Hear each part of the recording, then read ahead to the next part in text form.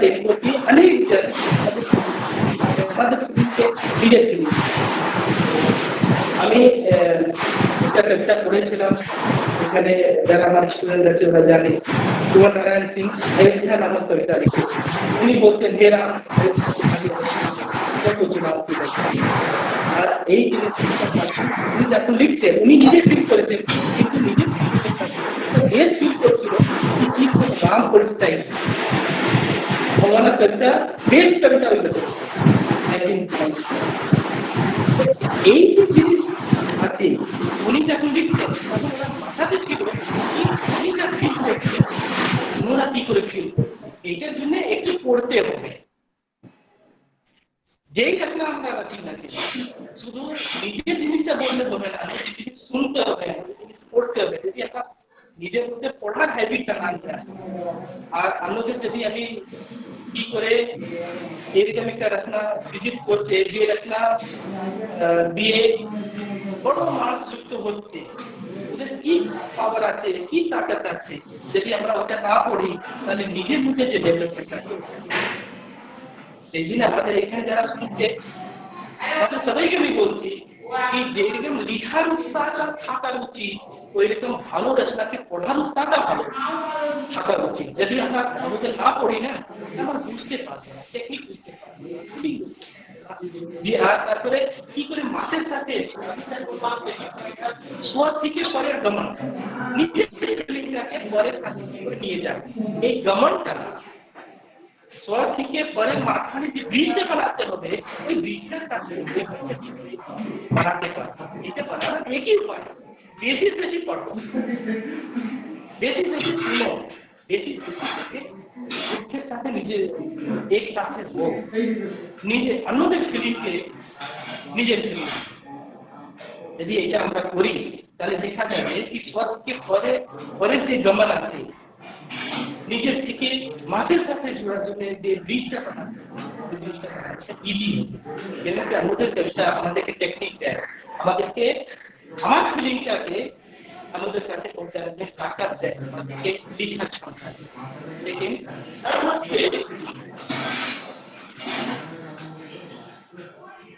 একটা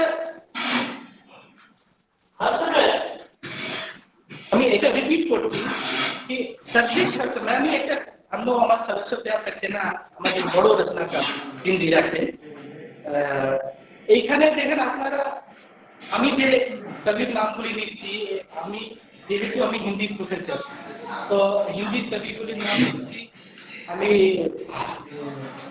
ওনারটা আমার জন্য বেশি এক্সেসিবল সেই জন্য আমি নাম দিচ্ছি বাংলাটা পড়ি রচনাটা পড়ি মনে থাকে না আমি একটা সন্দেশ বসু কাহিনী পড়েছিলাম খিদা ওই কাহিনীটা বড় আমার ইচ্ছা ছিল ওইটা নিয়ে কি করে ওটা এক্সপ্লেন করবো কিন্তু আমার লাগছে ওইটা যদি আমি এক্সপ্লেন করি তাহলে আমার মানে অনেক বড় হয়ে যাবে কিংবা আমি রিবাজ একটা কাহিনী ব্যাপারে করেছিলাম আর ট্রান্সলেট করেছিলাম রিবাজটা মাথাতে আছে এটা বড় ফলককে উনি ওই কাহিনীর মধ্যে কি করে রেখেছেন আর ইজিলি উনি সবার কাছে সম্প্রেষিত করতে পেরেছিলেন ওনাদের সাথে আমি আজকে কথা বলছিলাম যদি কোনোদিন এরকম হয় ওনাকে নিয়ে আসবো ওনাদের সাথে ভালো লেগেছে তো আমি আমার মাথাতে ছিল ওইগুলি নিয়ে কথা বলবো এখন আজকে কথা বললাম দাদা দেখো আজকে আমাকে বলতে হবে তুমি বলে সাথে ঠিকঠাক আছে নিজে যে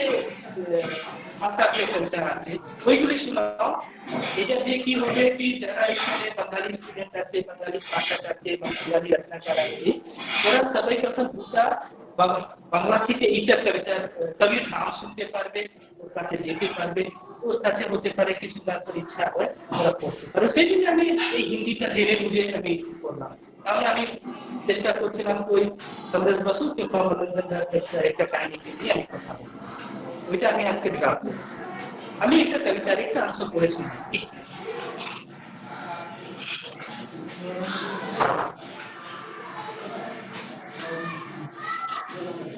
আমাদের সরস্বতী দাস सक्सेना इन्हीं जूता बोले जूता माने पाए जा जूता लगाए जूतो सीरीज जूतो सीरीज लिखे थे 32 खंड सीरीज लिखे थे जूतो ঠিক আছে, আমি একটা কবিতা পড়ে শোনাচ্ছি, এটা খুব ফেমাস না। এখানে মেয়েরা চিন্তা, আপনারা যারা এখানে আছেন, যদি কোনো শব্দ বুঝতে অসুবিধা হয় আমাকে আনমিউট করে জিজ্ঞেস করে নেবেন।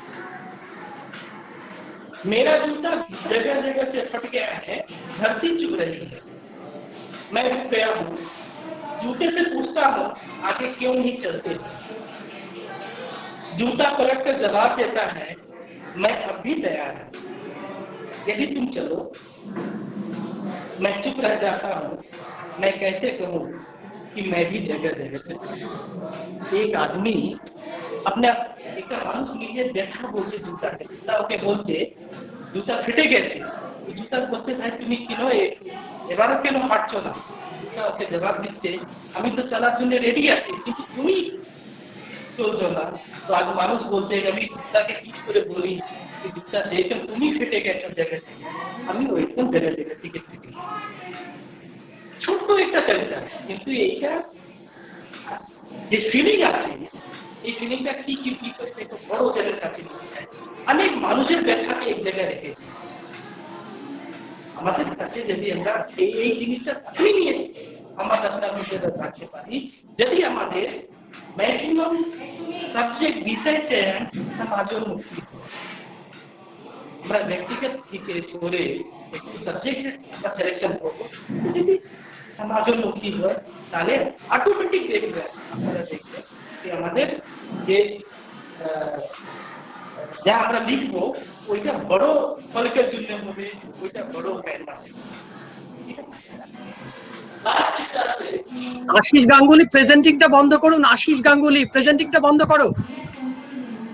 আর লাস্ট হচ্ছে একটা রচনা যখন লিখি, রচনা লিখার সময় দুটো দ্বন্দ্ব হওয়া উচিত, ভাব এন্ড বিচার, হৃদয় মস্তিষ্ক। আমরা কি করি মাঝে মধ্যে, আমি যতটুকু কাহিনী লিখেছি, মাঝে মধ্যে কবিতাও লিখছি, সব থেকে উইক কাহিনী আমার ওইটাই হয় যখন আমি শুধু মাথা দিয়ে লিখি কিংবা শুধু মন দিয়ে লিখি। আমাদেরকে এটা মাথায় রাখতে হবে, শুধু মন কিংবা শুধু মাথা দুটাকে আলাদা আলাদা করে রেখে লিখবো না। যখন লিখবো আগে লিখার আগে ওই আমাদের বেনিফিটে কোচে এখানে যারা কাব্যশাস্ত্র পড়েন ও পাশ্চাত্য কাব্যশাস্ত্র পড়েন, ওনারা তো আপনারা সবাই জানেন। কোচে বলছেন কি রচনাটা আমরা লিখবো আগে আরো কিংবা যা সৃজন করবো সৃজনের জিনিস তবে মাথাতে আগে ভালো করে মনের পারমিশন দিয়ে মাথাকে ভালো করে ফিট করতে হবে। মানে মনের পারমিশন মনে থাকবে কিন্তু ফিট হবে মাথা, এই জিনিসটা মাথা রাখবে। আর ফিট হওয়া মানে ক্রিয়েট হবে। আর মন আর মাথা থেকে মনের থেকে পারমিশন নিন, আপনারা মাথাতে ফিট করুন। আর একবার না একটা রচনা সৃজন করার আগে পুরো প্লটিংটা মন আর মাথা দুটা একসাথে করে বারবার আপনারা রিক্রিয়েট করুন, তারপর লিখে নিন। अनेक रचनाकार साथे যখন কথা বলি ওনারা বলেন জানেন এই ব্ল্যাঙ্ক পেজটাকে দেখলে ভয় লাগে। ভয়ের কারণ আমি যখন ফিল করি কিংবা ওনার সাথে যখন কথা বলি, কথা বলার পর ওনারা যে আমাকে জবাব দিয়েছে কি জানেন কি হয়, মন আর মাথা সন্তুলন করতে পারছি না, সেই জন্য মাথা পারমিশন দিচ্ছে না পেজে নিয়ে আসে। মন থেকে পারমিশন নাও, মাথাতে প্লটটা দিই, মাথাকে বলো তুমি ক্রিয়েট করো। এই প্রসেসিং একবার যতবার করবো তত আমাদের যে রচনা আসবে তত পারফেক্ট হবে। পেজে আসার পরও অনেকবার লিখতে হবে। আর পেজে যখন আমরা লিখে দেই, লিখে দেওয়ার পর আমার নিজেই মাঝে মধ্যে মাথা বলে মন বলে কি না এটা ঠিক হয়নি, আমরা রিক্রিয়েট করি, কেটে ওটাকে করতে থাকি। এটা রিজন এটা হচ্ছে যে আমরা মনের ভিতরে মনের পারমিশন অনেক পেজে নিয়ে আসা, পেজের উপরে নিয়ে আসার আগে লিখার আগে মনের ভিতরে কিংবা লেখার আগে আমরা রিক্রিয়েট অনেকবার করি। এইটার জন্য আমাদের সাজেশন যে অনেকবার अनेक समय दिए भागते हुए एक कविता एक विचार আসলো একটা সমস্যা দেখলেন দেখার সাথে সাথে লিখতে হবে না একটা ডেফিনেশন আছে ওই সোচে উনি লিখছেন না সরি পলিটিক্স পলিটিক্স একটা কোটেশন লিখেছেন পলিটিক্স হচ্ছে দুজন লিখেছেন আমি কল্যাণ এখানে আসেন যদি মনে পড়ে তাহলে उन्हीं लिखते कि शांत भाव का अशांत भाव से शांत भाव की प्रक्रिया ही रचना का मुख्य है আমি একটা ঘটনা দেখলাম আমার মন খুব আশান্ত খুব উদ্বেলিত ইচ্ছা হয়েছে কিন্তু ওই সময় রচনা করা উচিত ওই ওই প্লটটাকে নিয়ে মনকে একটু শান্ত করতে হবে তাহলে স্টেবিলিটি আসবে যখন স্টেবিলিটি আসবে এরপর যদি আমি রচনা করি তাহলে আমার রচনা साथे साथे यदि हम लिखी अरे हमारे रचना अखबारी रचना अखबार न्यूज पेपर वाला ये आज के पढ़ो लो कल के किंतु यदि अशांत भाव का शांत भाव में आना ही करता है यदि আমরা এই জিনিসটাকে মাথায় এটা আপনি বাংলাতে বলা যায় মানে আসান বুঝে গেছেন আমার লাগছে শান্ত ভাব में आना करता এই জিনিসটা যদি আমরা করি তাহলে আমাদের কবিতাটা ভালো হবে আর একটা জিনিস মাথায় রাখতে হবে আমরা সৃজন নিজের জন্য করি না অ্যাকচুয়ালি যখন আমরা পাবলিশ করে দিই তখন ওটা নিজের আমার থাকে না তখন অন্যদের হয়ে যায় সবার হয়ে যায় সবার হয়ে যাওয়ার পরে একটা বড় রিস্ক আছে সেই জন্য পাবলিশ করার আগে যে প্লটটাকে নিয়ে লিখতে চাও যে প্লটটাকে নিয়ে अनेक बार मन भीतर अनेक बार चिंता अनेक बार क्रिएट ওরা पर पेजे নিয়ে আসে তারপরও ইন্ট্রো করো মন মাথা থেকে কি দেখো আমি যা লিখেছি ঠিক আছে দু চারবার পড়লে লিখলে এটা কি হবে কি মন আর মাথা দুটো মিলে কারেকশন বি কারেকশন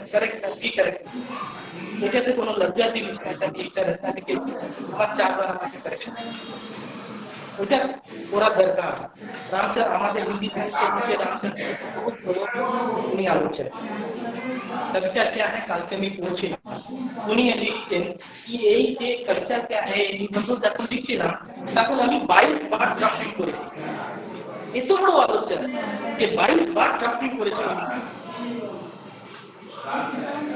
ভারতন হরিশন উনি লিখেছেন अंधेर नगरी 9 টাইম উনি ড্রাফট করেছেন 9 বার ছোট একটা প্রশ্ন আমরা যদি দরকার হয় না এটা কোনো দরকার নেই আগে মনের ভিতরে ক্রিয়েট করতে হবে নিজের উপরে আস্থা যদি এটা করি তাহলে জবাব তো তারপরে দিতে হবে কিন্তু এখন যদি আমরা বারবার জবাবটা কম আর যে জিনিসটা ভাবি একটু যদি ইন্টারনেটে ব্যবহার হয়ে গেছে যে জিনিসটা নিয়ে ভাবছি सेम জিনিস আমি কোথাও পাবো না কেন কি আমি জিনিসটা দেখেছি ইউনিক ওই নতুন তো আর কোথাও নেই এটা আমি জানি কিন্তু কিছু জিনিস থাকতে পারে এটা ওইদিকে চেষ্টা করি যদি চেষ্টা ঘুরিয়ে নেই এরপর লিখার পর চেষ্টা ঘুরিয়ে নেই তাহলে পেজের উপরে এবার কারেকশন করতে এগুলো আমি বললাম মানে আমাকে লিখতে পড়তে হবে পড়লে ভালো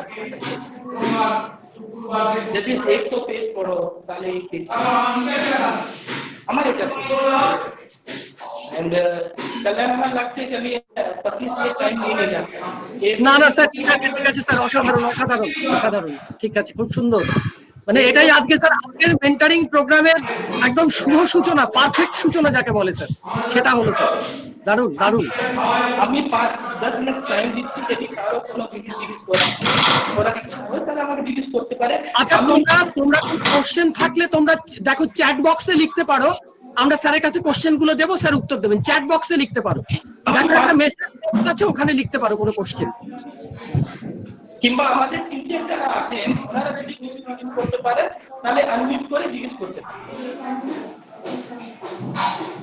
চলে হ্যাঁ স্যার, হ্যাঁ স্যার, যারা হ্যাঁ স্যার, টিচার আছেন যদি কিছু জিজ্ঞেস করতে চান তাহলে জিজ্ঞেস করুন, আমি যতটুকু পারবো সেটা পারছি। একদম।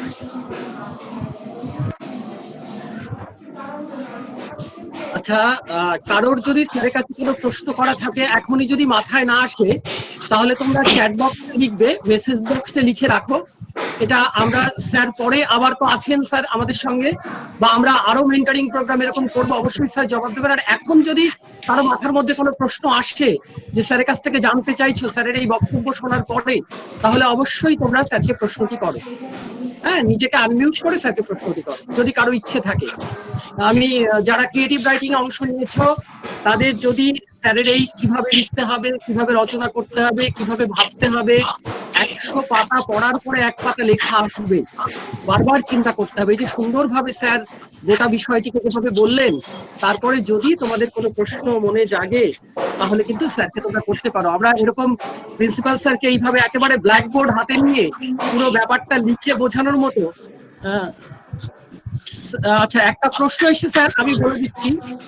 প্রশ্নটা হচ্ছে স্যার, 1 লাইন মানে 9-10 ওয়ার্ড লিখে सकते हैं पोएम में, 1 লাইন में। হ্যাঁ হ্যাঁ হ্যাঁ স্যার, মানে একটা লাইনে 9 or 10 ওয়ার্ডস কি পসিবল লেখা, সেটা বলছি কবিতার ক্ষেত্রে। দেখো, একটা লাইনের মধ্যে 10 ওয়ার্ডসটা হতে পারে, কিন্তু চেষ্টা এটা করা উচিত। আমি বারবার বেসিস কেস দিয়েছি, চেষ্টা করো সেন্টেন্স যেন ছোট হয়। তারপরে যদি যে ফিলিং আছে ওর মধ্যে ছোট যদি আসছে না, তাহলে রাখা যায়। মাঝে মধ্যে একটা লাইনকে ব্রেক করা যায় কবিতাতে। আমি অনেক কবিতা দেখেছি। আমি যদি বলো তাহলে একটা কবিতা আমি পড়ে শোনাই যে এখানে লম্বা লাইন আছে কিন্তু শব্দগুলি যেন ছোট থাকে, লোকে বুঝার জন্য দেখে পড়তে না, দেখে হাতে সেই কবিতাটা আমার হিসাবে সেই কবিতা। যদি আমাকে দেখলেই নিতে হয়, দেখে সেই মিনিং জানতে হয়, তারপরে কবিতা পড়বো, তাহলে কি হয় না, আমার যা ফিলিং হয়, আমি একটা রাস্তাতে খুব গাড়ি চালাচ্ছি, খুবই স্পিডে চালাচ্ছি, মাথায় যদি ব্রিজ এসে যায় একটা, ওই ব্রিজটা যেরকম বাধা দেয়, যেখানে দিটাও ওইরকম বাধা দেয়। একটা কবিতা পড়ছি স্লোতে, যদি আমাকে মাঝে একটা ওয়ার্ড আমাকে মিনিং আসছে না, বুঝতে পারছি না, তাহলে ওই শব্দটা আসলো, ওই শব্দ আমার ফিলিং এর দৌড়ের মধ্যে ফিলিং এর যে রোড ছিল, ওই রোডের মধ্যে ব্রিজটা ঠিক আছে, এই পার থেকে ওই পার নিয়ে যেতে সাহায্য করে, কিন্তু ব্রিজটা তো ব্রেক হয়। আমি আমার এটা ফিলিং ব্রিজ করতে দেবো, ফিলিং এর রাস্তাটা যেন কিছু তাকলিফ থাকবে যদি আমাকে বেশি। আচ্ছা, আর কারো কোনো প্রশ্ন থাকলে লিখে রাখবে, আমরা গ্রুপে স্যারের কাছে পাঠাবো। আমরা তোমাদের যে হোয়াটসঅ্যাপ গ্রুপ আছে সেখানে স্যার উত্তর দেবেন, স্যারের কাছে আমরা পাঠিয়ে দেব। আমাদের তো মেন্টরিং প্রোগ্রাম চলছে এবং আমাদের এই প্রোগ্রামের শুভ সূচনা করলেন আমাদের মাননীয় অধ্যক্ষ doctor Sanjay Kumar. Creative writing কি, কিভাবে লিখতে হবে, কিভাবে ভাবতে হবে, কিভাবে প্রস্তুতি নিতে হবে, সবটা নিয়ে এত সুন্দর করে স্যার বাংলা হিন্দি মিশিয়ে সবার বোঝার সুবিধার জন্য এত সহজ সরল করে আজকে উপস্থাপন করলেন।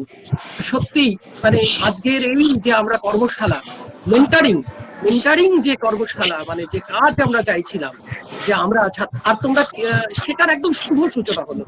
স্যার যথার্থভাবে তোমাদের বোঝালেন যে এই ক্রিয়েটিভ রাইটিং ব্যাপারটা কি, সৃজনশীল লেখাটা কি, কিভাবে লিখতে হবে। তোমরা আরো কিছু প্রশ্ন করছো যেগুলো হচ্ছে একান্তই কত ওয়ার্ডের কি, সেগুলো নিয়ে আমরা কথা বলবো আমাদের সঙ্গে। স্যার আমাদের সঙ্গে, আপনাকে স্যার অনেক ধন্যবাদ, অসংখ্য ধন্যবাদ। এবং স্যার আপনি যদি সময় থাকে আপনি থাকুন আমাদের সঙ্গে। আমাদের সঙ্গে আছেন মাননীয় অধ্যক্ষ ডক্টর সঞ্জয় কুমার। তার কথা তোমরা শুনলে আমরা সবাই ভীষণ সমৃদ্ধ হলাম এবং আমি নিজেও ব্যক্তিগতভাবে অনেক বিষয় জানলাম, বুঝলাম। আমাদের সঙ্গে আছেন হিন্দি বিভাগেরই আরেকজন অধ্যাপক, আমাদের হিন্দি বিভাগীয় প্রধান ডক্টর ললিত কুমার ঝা মহাশয়। তিনি নিজেও ব্যক্তিগত জীবনে খুব উজ্জ্বল একজন ছাত্র এবং তিনিও লেখালেখির সঙ্গে যুক্ত এবং হিন্দি সাহিত্যের নানা দিক সম্পর্কে তিনি সজাগ সচেতন। হিন্দি সাহিত্যের আধুনিক ট্রেন্ড সম্পর্কেও তার যথেষ্ট অর্জন এবং যথেষ্ট দক্ষতা, এবং এই যে আজকে আমরা দুজনকেই পেয়েছি হিন্দি বিভাগের, একদম স্যার তো হিন্দি বিভাগে আছেন এবং আমাদের কলেজের একদম প্রধান হিসেবে, এবং তার সঙ্গে হিন্দি বিভাগীয় প্রধানও আছেন, মানে সাহিত্যের দুজন যথার্থ লাল বাবা কলেজের যারা সাহিত্য নিয়ে চর্চা করেন সেরকম দুজনকে আমরা পেয়েছি। এবং আমাদের স্যার আজকে খুব আনন্দ যে প্রায় 71 জন স্যার এই অনলাইন প্ল্যাটফর্মে আজকে আছে। 71 জন, 71 স্যার, এটা একটা বিরাট প্রাপ্তি আমাদের স্যার। এবং আমাদের স্যার উজ্জীবনের এই প্রথম কর্মশালা স্যার, এটা যে কি মানে একদম মানে সব দিক থেকে আমাদেরকে পূর্ণ করেছে আনন্দে। যাই হোক, এখন এই সৃজনশীল লেখনী নিয়েই কথা বলবেন আমাদের প্রিয় অধ্যাপক ডক্টর ললিত কুমার ঝা মহাশয়। এবং দারুণ, মানে দুজনই আমাদের খুব প্রিয় মানুষ, স্যার বললেন, এবার ললিত স্যার বলবেন, এবং দুজনের বন্ধু, মানে দুজনের প্রিয় বন্ধু আর কি। যাই হোক, আমি 5 মিনিট মধ্যে এটা হচ্ছি, একটা কল আছে, ওইটা দেখে তারপরে লিখবো। স্যার অবশ্যই স্যার আসুন স্যার। ललित सर के 2 मिनट सुने नहीं आगे ललित सर। হ্যাঁ Lalit sir over to doctor Lalit. ঠিক শোনা যাচ্ছে হ্যাঁ শোনা যাচ্ছে স্যার। ललित सर एक मुंहটা देखा, শোনা যাচ্ছে थोड़ा सा, हाँ थोड़ा सा और कैमरा को ऊपर करो, मुंह नहीं दिख रहा है, कुछ नहीं दिख रहा है। दिख रहा होगा, हम देख रहे हैं। मैं बोलो सर।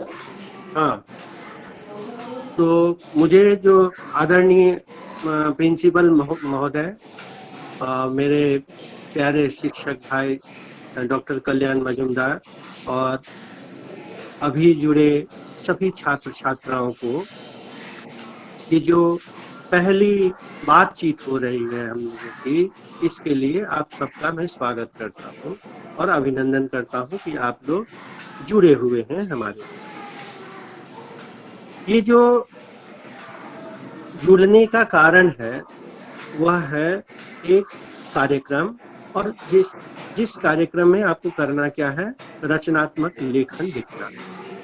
अब ये जो रचनात्मक लेखन है ये क्या है? रचनात्मक मतलब, रचनात्मक शब्द है जिसे अंग्रेजी में कहते हैं क्रिएटिव। ये आया कहाँ से है? क्रिएशन से, रचना से। अब रचना क्या है? रचना आप कैसे करेंगे? देखिए, इस पर बहुत विस्तार से भी विचार करेंगे तो आप, इसकी कोई थ्योरी नहीं है, इसका कोई सिद्धांत नहीं है कि आप रचना कैसे करें। कुछ चीजें हैं जो आवश्यक, और वो चीजें हैं कि रचनात्मक, किसी भी रचनात्मक लेखन के लिए। अच्छा, एक चीज और बता दें आपको कि रचनात्मक लेखन में साधारण तौर से आता है कि साहित्य की विधाएं। साहित्य की विधाएं क्या क्या है? जैसे कविता है, कहानी है, निबंध है, रिपोर्टाज है, आप यात्रा वृत्तांत लिखते हैं, संस्मरण लिखते हैं। इस तरह से कई सारी विधाएं हैं साहित्य। और जो भी आप लिखते हैं, कुछ सर जब बोल रहे थे तो उसके बाद कुछ विद्यार्थी का क्वेश्चन आ रहा था कि कहानी जब हम लिखेंगे तो उसको कितने शब्दों में लिखें, कविता जब हम लिखेंगे तो उसे, ये वर्ड लिमिट रचनात्मक लेखन में नहीं होता। आप 5 लाइन की कविता लिख सकते हैं, आप 500 लाइन की कविता लिख सकते हैं।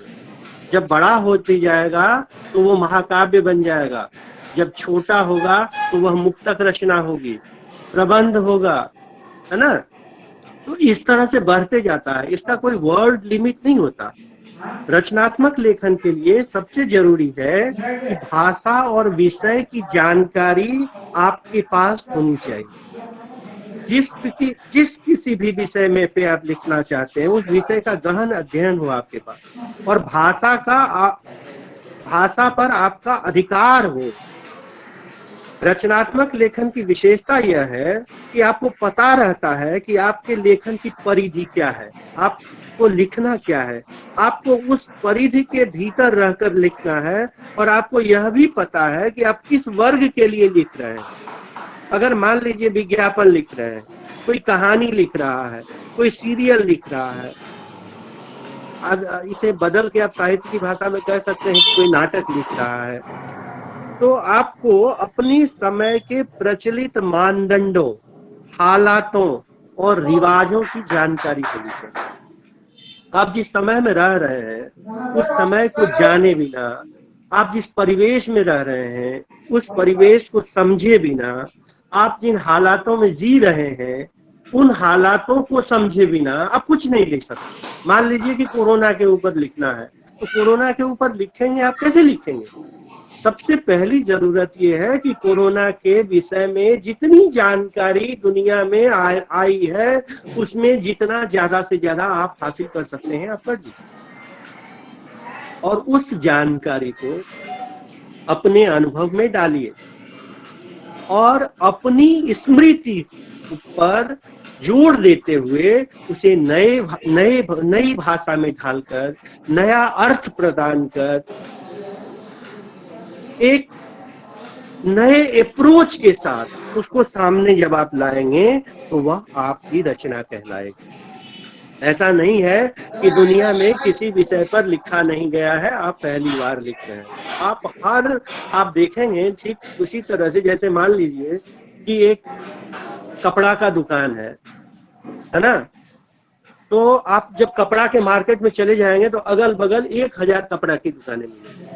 अब कोई अगर ये कहे कि यहाँ तो 1000 कपड़ा की दुकानें हैं, हम कपड़ा की दुकान कैसे खोलेंगे, हमारा चलेगा या नहीं चलेगा? ठीक उसी तरह से लेखन में भी है। कहानी लिखी जा रही है, बहुत सारे लोग लिख रहे हैं, कविताएं लिखी जा रही हैं, बहुत सारे लोग लिख रहे हैं। आप जो लिख रहे हैं उस पर आपकी भाषा कैसी है, आपका अनुभव कैसा है, आपने विचारों को कितना ज्यादा मंथन किया है, इन सब पर डिपेंड करता है कि आपकी रचनात्मकता किस दिशा में जाएगी। रचनात्मक लेखन बाहर घटने वाली घटना मात्र नहीं है, बल्कि बाहरी जगत के अनुभव के फलस्वरूप अपने भीतर होने वाला एक निर्माण है। निर्माण, इसी को कहते हैं क्रिएशन। फिर से सुनिए, मैंने जो कह रहा हूँ, जिस बात पर जोर दे रहा हूँ, वो बहुत महत्वपूर्ण बात मैं कह रहा हूँ कि रचनात्मक लेखन बाहर घटने वाली घटना मात्र नहीं है। कोरोना तात्कालिक एक घटना है जिससे समूचा विश्व आक्रांत है, लेकिन क्या ये केवल बाहर घटने वाली घटना है? नहीं, यह केवल बाहर घटने वाली घटना नहीं रह जाएगी जब आप इसे रचनात्मक लेखन में लेकर आएंगे, बल्कि यह क्या होगा? बाह्य जगत के अनुभव के फलस्वरूप आपके भीतर होने वाला निर्माण है, जो सहज ही हृदय से उमड़ कर बाहर की ओर आ जाता है। इसमें रचनात्मक लेखन में कल्पनाओं की ऊंची उड़ान भी होती है। आप यह भी कह सकते हैं कि कल्पना की गहराई में लगाने वाली डुबकी है रचनात्मक लेखन। अगर कोई कल्पनाशील नहीं है, अगर उसमें इमेजिनेशन पावर नहीं है, अगर वह कल्पना कर नहीं सकता, वह सोच नहीं सकता, वह विचार नहीं सकता, तो वह लिख नहीं सकता है। इसलिए रचनात्मक लेखन तभी होगा जब आपके भीतर कल्पना की सहज और ऊंची उड़ान होगी। आप यह भी कह सकते हैं कि कल्पना की गहराई में जब आप डुबकी लगाएंगे, खूब डुबकी लगाएंगे, तैरेंगे, तब कहीं जाकर आपके भीतर से निर्माण की ऊर्जा फूटकर बाहर आएगी। कभी कभी होता है कि आप देखिए, आप चलते रहते हैं, आपके मन में कई सारे विचार आते हैं, बस में बैठे हुए हैं, कई सारे विचार आते हैं, आप यूं ही बैठे हुए हैं, कई सारे विचार आते हैं। उन विचारों को, जब आपके मन के भीतर विचार आता है, जब भी विचार आता है, उन्हें आप लिखते चलिए। एक लाइन का एक विचार आपके मन में आया, उसी समय उसको आप लिखिए, क्योंकि 10 मिनट बाद आप भूल जाएंगे। ये मनुष्य का स्वभाव है कि आपके भीतर एक बात आती है, एक विचार आता है, अगर आप उसको छोड़ देते हैं तो 10 मिनट बाद, 15 मिनट बाद आप उसको भूल जाते हैं। आप ऐसा मत कीजिए। अगर आप अच्छे रचनाकार बनना चाहते हैं, अगर आप अच्छा लिखना चाहते हैं, तो कोई विचार, आजकल तो सोशल मीडिया का दौर है, आपके पास एक लाइन आएगा, आप उसे सोशल मीडिया पे डाल दीजिए, वो परमानेंट रह जाएगा, है ना? और इस तरह से बाद में उसे फिर खंगालिए कि कब हमारे मन में क्या विचार आया था, और उन विचारों को विस्तार दीजिए, तो आप अपने आप एक अच्छे क्रिएटर बन जाएंगे, रचनाकार बन जाएंगे, है ना। तो यहाँ एक बात और मैं कह सकता हूँ कि जो हृदय कहता है उसको लिखिए, जो आपका मन कहता है उसे आप उसी समय लिख डालिए, कोई समझौता नहीं किसी से। देखिए, लेखन एक ऐसी कला है जिसमें कोई समझौता नहीं होता, कोई बंधन नहीं होता, कोई मोल भाव नहीं होता, कोई सीमा नहीं होती, वरन सीमा को लांघकर कहीं दूर से विचार को मथ कर उसे अपने लफ्जों में सजा देना ही रचनात्मक लेखन है। विचारों को आप जब तक मथेंगे नहीं, तब तक आप रचनात्मक लेखन नहीं कर पाएंगे। बहुत सारी बातें सर जब समझा रहे थे तो कविता के बारे में कविता, अगर मैं एग्जाम्पल देता हूँ कि अगर आप रचनात्मक लेखन लिख रहे हैं, उसमें कोई कविता लिख रहा है तो कैसे लिखेंगे? क्या कविता क्या है? कविता कोई स्थल नहीं, कोई भौगोलिक जोग्राफिकल स्पेस नहीं है, कोई भौगोलिक स्थल नहीं है जिसकी सीमा बताई जा सके। और ये मैं केवल कविता के बारे में नहीं, आप इसको जिस किसी भी विधा पे डालेंगे। प्रेमचंद अगर समस्या देते हैं कहानियों के माध्यम से, तो वहाँ उस समस्या से मुक्ति का रास्ता भी बताते हैं। अगर यह नहीं होगा, कहानी का एक उद्देश्य होता है, निबंध का एक उद्देश्य होता है, यानी रचनात्मक लेखन का एक उद्देश्य होता है। यह उद्देश्य क्या है? यह उद्देश्य है कि आप यह परखना कि समस्याओं का समाधान आप किस तरह से प्राप्त कर पाते हैं। ये आप देखिए, एक कुछ सिनेमा की चर्चा मैं करूंगा। हिंदी में दो महत्वपूर्ण सिनेमा मुझे याद आ रहा है। एक मैंने देखा था, पुराना सिनेमा है, दूरता फूल, और एक सिनेमा था मुझे जीने दो। ये दोनों जो पिक्चर थी वो खूब चली, बहुत दिनों तक चली, 3-3 साल तक चली। क्यों चली? क्योंकि মাননীয় অধ্যাপক ললিত কুমার ঝা মহাশয়কে, মানে এই যে উজ্জীবনে তিনি যে এসেছেন, যুক্ত হয়েছেন, সামিল হয়েছেন, লালবাবা কলেজ পরিবারের অন্যতম গুরুত্বপূর্ণ সদস্য তিনি। তিনি বিভাগীয় প্রধান হিন্দি বিভাগের। সব থেকে বড় কথা হচ্ছে ললিত স্যারকে শোনাটা আমার নিজের কাছেও একটা সবসময় বিশেষ একটা আনন্দজনক অভিজ্ঞতা। এবং কিভাবে যে এই যে সৃজনশীল লেখা লিখতে হয় সেই সম্পর্কে ভাবনা, চিন্তা, সৃজনী কল্পনা, ইমাজিনেশন সবটা নিয়ে তিনি বললেন। আচ্ছা, আমাদের শিক্ষার্থীরা, তোমরা বোধহয় অপেক্ষা করছো এটা ভেবে যে কত শব্দে গল্প লিখতে হবে, কত শব্দে প্রবন্ধ লিখতে হবে, কত শব্দে ট্রাভেলগ লিখতে হবে, এই সমস্ত নিয়ে আমরা তোমাদের কথার জবাব দেব। কিন্তু তার আগে তোমরা শুনে নাও এই সমস্ত সৃজনশীল অধ্যাপকদের কাছ থেকে সৃজনের কলা কৌশল। তোমরা একদম শেষ পর্যন্ত থাকতে চেষ্টা করবে মিটিংটাতে। তবে মোটামুটি আমি একটু তোমাদের আভাস তো দিতেই পারি, দিয়েছি। প্রয়োজনে তোমরা যে হোয়াটসঅ্যাপ গ্রুপটায় যুক্ত আছো সেখানেও দেব। তবে আপাতত তোমরা সৃজন করতে চাইছো, কত শব্দের সৃজন হবে, কত পাতার সৃজন হবে, ক লাইনের হবে, তার থেকে বড় কথা হচ্ছে সৃজন কিভাবে হবে, সৃজনের উৎসাহ তুমি কোথা থেকে পাবে, সৃজনের কলা কৌশল তুমি কোথা থেকে শিখবে।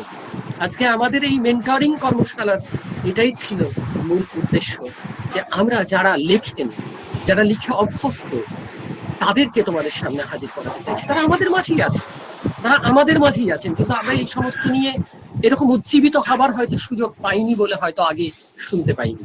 কিন্তু আজ আমরা এই লালবাবা কলেজ পরিবারের পক্ষ থেকে যে উজ্জীবন কর্মসূচি হাতে নিয়েছি, তাতে আমাদের সঙ্গে যুক্ত আছেন, আজকে আমাদের মাঝে আছেন অধ্যাপক দেবাশিস লাহিড়ী মহাশয়, ইংরেজি বিভাগের বিভাগীয়। এবং দেবাশিস স্যার, তিনি একজন আন্তর্জাতিক খ্যাতি সম্পন্ন কবি। অনেক তার কবিতার বই বেরিয়েছে, তার প্রবন্ধের বইও হয়ে গেল 3টে, সাহিত্য সমালোচক একজন, এবং ইংরেজি সাহিত্য এবং সংস্কৃতির জগতে পশ্চিমবঙ্গের অন্যতম এখন গুরুত্বপূর্ণ নাম শ্রদ্ধেয় অধ্যাপক দেবাশিস লাহিড়ী। তাকে আমরা পেয়েছি। আমি দেবাশিস থেকে অনুরোধ করবো, আমরা একটু টাইমটাকে একটু বাড়িয়ে ফেলেছি আর কি, ছেলেমেয়েরাও একটু অতিষ্ঠ হয়ে উঠবে।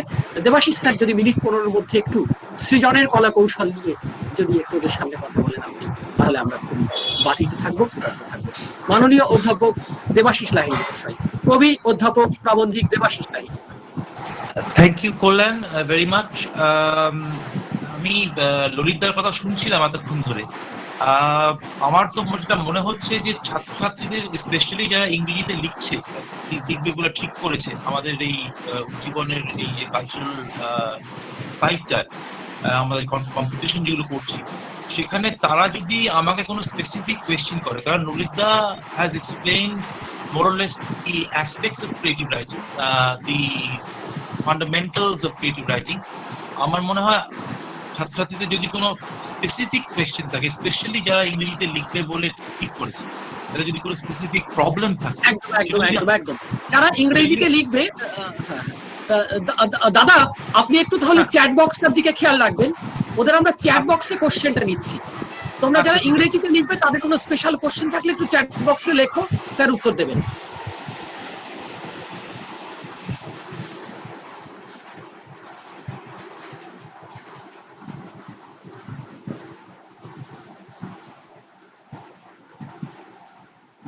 আপাতত তো আমরা সায়েন্স ফিকশন ঠিক করিনি, আপাতত আমরা বলেছি যে এখনকার যে অবস্থা। আচ্ছা Debashis da sir, how can I fix my traveller heading? আমরা ট্রাভেলার বলেছিলাম হচ্ছে যে ওর নিজের ব্যক্তিগত কোনো অভিজ্ঞতা দিয়ে লিখতে হবে। Ankush Saha please stop presenting your screen. Ankush Saha please stop presenting your screen. হ্যাঁ দাদা, ওভার টু দেবাশিস স্যার। হ্যাঁ, তো আমি দেখছি ট্রাভেলগ, দেখো মানে দ্য থিং ইজ, যে কোনো জিনিসই মানে দুটো জিনিস খুব ফান্ডামেন্টাল, যেটা আমি এই প্রশ্নগুলো পেয়ে থাকি অনেক জায়গাতেই আমাকে জিজ্ঞাসা করে, স্পেশালি যারা প্রথম লিখতে শুরু করছে, তাদের দুটো থ্রেশহোল্ড বা দুটো মানে কি বলবো চৌকাঠ পেরোতে খুব প্রবলেম হয়। যেটা হচ্ছে, একটা হচ্ছে এই নামাঙ্করণ, মানে আমি লেখাটার নাম দেব, আর দ্বিতীয় হচ্ছে যে আমার স্পেশালি কবিতার ক্ষেত্রে এই প্রথম লাইনটা কিভাবে লিখবো, কি লিখবো। যেটা আমি প্রথম যখন এটা আমি বলি স্টুডেন্টদের, একটা ছোট্ট একটা এক্সাম্পল দিয়ে বলি যে আচ্ছা ধরো ছোটবেলায় আমরা যখন খেলা করি, সেখানে আমাকে কেউ একটা তাড়া করেছে, সামওয়ানস চেজিং মি। আমরা বাচ্চা যখন থাকি, ছোট যখন থাকি, আমাদের একটা খুব কমন খেলা হচ্ছে এই ওকে চেস করছে, ওকে চেস করছে। এই যে ছুটোছুটি যখন করি, তখন কি আমরা খেয়াল করি যে এটা ছুটতে ছুটতে আমরা কোন ঘরে ঢুকছি, সামনে এক স্পেস আছে, আমি ছুটতে ছুটতে দালানের মধ্যে দিয়ে একটা ঘরে ঢুকে গেল, সেখানে কোথায় চৌকাঠটা, কোথায় চৌহদ্দিটা কখন পেরোলাম, আমরা কি অতটা কনসিয়াস থাকি? তখন আমরা হচ্ছে আমাকে পালাতে হবে, নাহলে আমাকে ধরে ফেললে খেলাটা শেষ হয়ে যাবে, আমি খেলায় হেরে যাবে, এই যে একটা ব্যাপার। সুতরাং চিন্তার ওই হুড়মুড় করাটা যখন থাকে না মনের মধ্যে, তখন প্রথম লাইন দ্বিতীয় লাইনের এই যে একটা থ্রেশহোল্ড, এটা খুব বড় একটা সমস্যা। শুধু ছাত্রছাত্রীদের না, অনেক পরেও অনেক লেখকদের এটা খুব ট্রাবল দেয় যে আমার ফার্স্ট লাইনটা আমি কি করে লিখি, how do I write the first line, কারণ ওটা একটা বিরাট থ্রেশহোল্ড। কারণ তাদেরকে যেটা সবচেয়ে বড় যেটা ভয় পাওয়ায় বা ভাবায়, সেটা হচ্ছে যে অনেক বিখ্যাত কবিতার কথা তাদের মনে পড়ে যায়, যেখানে তার প্রথম লাইনটা মানে একটা বিরাট আলোড়ন সৃষ্টিকারী লাইন, যে লাইনগুলো এখন সাহিত্যের ইতিহাসে এবং সাহিত্যের পরিধি ক্রস করে ইন গ্রেটার কালচারাল সার্কেলস এমন একটা ইম্পর্টেন্ট জায়গা পেয়ে গেছে, সেখানে প্রবলেম একটা তৈরি করে যে আমি ওরকম একটা প্রথম লাইন লিখতে পারবো। ব্যবহারে আমি এমন আপ্লুত হয়েছি যে আমার তোমাদেরকে নিয়ে গর্ব করতে ইচ্ছে করছে। এই যে এতক্ষণ ধরে 1.5 ঘন্টা ধরে একটা অনলাইন প্ল্যাটফর্মে তোমরা এখানে পার্টিসিপেট করেছো, তোমরা কেউ আনমিউট করোনি, তোমরা কেউ সেই অর্থে ভিডিওটা চালু করে একটা এদিক ওদিক কিছু করোনি। এই যে শৃঙ্খলা তোমরা দেখো, তোমরা পারো, তোমরা সবকিছু পারবে। তোমাদের মধ্যে যে অনন্ত সম্ভাবনা, সেই সম্ভাবনার কথা যাতে তোমরা ফিল করতে পারো, তোমরা রিয়েলাইজ করতে পারো, সেই জন্য আমরা এই জীবন কর্মসূচি। এবং আজকে আমাদের মাননীয় অধ্যক্ষ আছেন, আজকে ডক্টর ললিত কুমার ঝার মতো বরিষ্ঠ অধ্যাপক এবং আমাদের প্রফেসর দেবাশিস লাহিড়ীর মতো এমন একজন বড় মাপের লেখক আমাদেরই মধ্যে আছে। এবং আমি আরো তোমাদের মোডালিটিসকে বলবোই, এখন তোমাদের আমরা বলেছিলাম যে এই যে পরিস্থিতি, এই পরিস্থিতি থেকে উত্তরণ নিয়ে তুমি এসে লিখবে। এসের অনেক সাবথিম হতে পারে, সেটা আমি গ্রুপেও তোমাদেরকে বলেছি। এসের সাবথিম হতে পারে এই যে অর্থনৈতিক সংকট, এই যে নতুন শিক্ষা ব্যবস্থা, একটা পরিবারের সংকট, একটা পাড়ার সংকট, যে কোনো কিছু নিয়েই এসে। কিন্তু আমরা কবিতা বা গল্পের ক্ষেত্রে আমরা বলেছিলাম বৃহত্তর ক্ষেত্রে এই যে পরিস্থিতিটা, এই যে অন্ধকারটা, এই অন্ধকার থেকে তুমি কিভাবে উত্তরিত হবে। এবং সেক্ষেত্রে আমরা বলেছি যে প্রবন্ধ, গল্প এগুলো হচ্ছে 300 শব্দ থেকে 1000 শব্দের মধ্যে হবে, মিনিমাম 300। যেমন কবিতা তো 2 লাইনেরও হতে পারে, কিন্তু আমরা প্রতিযোগিতা বলে এখানে একটা বেঁধে দিচ্ছি যে 10 লাইন থেকে 30 লাইনের মধ্যে তুমি কবিতা লিখবে। আচ্ছা দেখো, আরো তোমরা একটু থাকো, আরো আসলে এইটা না আমাদের কাছে আমার ব্যক্তিগতভাবে আমি একটা দারুণ ভাবে একটা প্রাপ্তি যোগ বোধ করছি। আজ আমি দারুণ সমৃদ্ধ হচ্ছি এই সমস্ত অধ্যাপকদের করেছি। আমার মনে হয় যে তোমরা আরেকটু থাকো, তোমাদের হয়তো অনেকেরই নেট ব্যালেন্স পারমিট করছে না বা করবে না, আরেকটু যদি থাকা যায়, এই যে যা আমরা পাচ্ছি না এটা মণিমুক্ত হবে। আমাদের অধ্যক্ষ মহাশয় যা বললেন, আমাদের ললিত স্যার যা বললেন, আমাদের দেবাশিস স্যার যা বললেন, এইগুলো না আমাদের কাছে একটা সম্পদ, আমাদের অনুপ্রেরণা। কাজেই তোমরা আরেকটুক্ষণ থাকো। এখন আমাদের উর্দু বিভাগের গুলজার স্যার আছে। আচ্ছা প্রফেসর গুলজার, আপনি কি আছেন? আপনি কি শুনতে পাচ্ছেন? Professor Gulzar, can you hear me? Professor Gulzar, professor Gulzar, department of Urdu, professor Gulzar. Okay okay. আচ্ছা আমরা আমাদের এখানে দেখো, আমাদের যে প্রোগ্রাম অর্গানাইজিং কমিটির সমস্ত অধ্যাপক অধ্যাপিকারা আছেন, আমি দেখতে পাচ্ছি সবাই আসলে তোমাদেরকে অনুপ্রেরণা দেওয়ার জন্য এখানে আছেন। আচ্ছা আমি গুলজার স্যারকে দেখতে পাচ্ছি, গুলজার স্যার বোধহয় শুনতে পাননি। আচ্ছা ডক্টর মালা আদিত্য আছেন। ডক্টর মালা আদিত্য, আপনি একটু যদি অনুপ্রেরণামূলক কিছু কথা ছাত্রছাত্রীদেরকে বলেন। ডক্টর মালা আদিত্য, হ্যাঁ, খুবই সামান্য সময়ে যদি আপনার।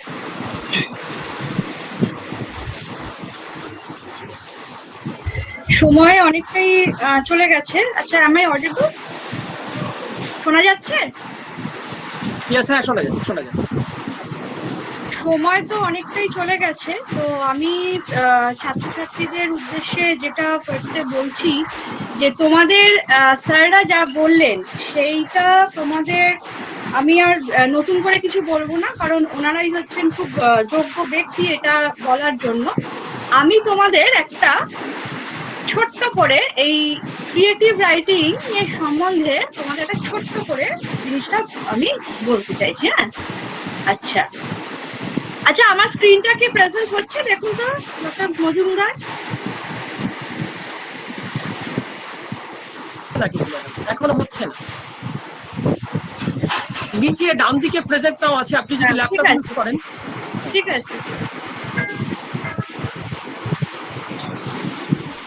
এবার হচ্ছে তো? হ্যালো, এবার হচ্ছে, এবার হচ্ছে, এবার হচ্ছে। আচ্ছা তোমরা ম্যাডামেরটা পিন করে নেবে, একটু ম্যাডামের নামটার ওখানে পিন করে নেবে, তাহলে তোমরা ওনার স্ক্রিনটা দেখতে পারবে। ম্যাডামের নামটা পিন করে নেবে। সবাই আশা করি এখানে সবাই বাংলা বুঝবে, আমি বাংলাতে বলছি তাই। Ujjibon mentoring program Lalbaba college আয়োজিত এই অনুষ্ঠানটা তোমাদের সকলকে আমি প্রথমে ওয়েলকাম করছি। আচ্ছা, এখানে কিছু গ্রেট পার্সোনালিটিস আছে। আমরা উপরে ডান দিকে কোনায় যারা আছেন তাদের সবাইকেই চিনি, তাই তো? তোমরা চ্যাট বক্সে ইয়েস লিখে দিও, তাহলেই হবে। আর বাঁ দিকের কোনায় যারা আছেন তাদেরও মোটামুটি আমরা সবাই চিনি, অন্তত লেখক ছবি হিসেবে না থাকলেও আমরা বই দেখি। Shakespeare, William Wordsworth, Jerome K Jerome, তোমরা সকলেই 12-এ পড়েছো মনে হয় প্যাকিং গল্পটা। আগাথা ক্রিস্টি, বিখ্যাত হ্যারি পটার, আমাদের R K Narayan, Ruskin Bond, and last but not least Chetan Bhagat. একটু আধুনিক, কিন্তু আমি এনাকে রেখেছি এখানে। আচ্ছা, তাহলে তোমরা সবাই আমার মনে হয় যে ভবিষ্যতে এরকমই একটা দিকে তোমরা এগোতে চলেছো। দেবাশিস স্যার যেটা বলেছেন একদম ঠিক। তোমাদের লেখার জন্য মনে হয় 4টে জিনিস দরকার। পেন আগে ছিল, এখন সেটা কিবোর্ড, পেপার এখন সেটা কম্পিউটার বা ল্যাপটপ, মোবাইল, আর একটা লেখার জায়গা, আর একটা ক্রিয়েটিভ মাইন্ড। আমাদের দরকার টাইম, সেটা কোভিড আমাদের যথেষ্ট দিয়েছে। আমাদের দরকার ইন্সপিরেশন। আজকের মেন্টরিং প্রোগ্রামের পর তোমাদের ইন্সপিরেশন নিশ্চয়ই দ্বিগুণ হয়ে যাবে বলে আমি আশা করি। পজিটিভ অ্যাটিটিউড তোমাদের সকলেরই আছে, সেই জন্যই তোমরা কিন্তু এখানে এই অনুষ্ঠানটায় যোগ দিয়েছো। এক্সপেকটেশন অফ সাকসেস, এটাও তোমাদের সকলের আছে। আচ্ছা, তো এই কটা সবারই আছে, সুতরাং আমরা সকলেই এই সব কটায় ফুল রাইট। সুতরাং তোমরা সকলেই একজন ক্রিয়েটিভ রাইটার হতে পারবে বলে আমার ধারণা। সো হোয়াট ইজ দ্য কি টু সাকসেস?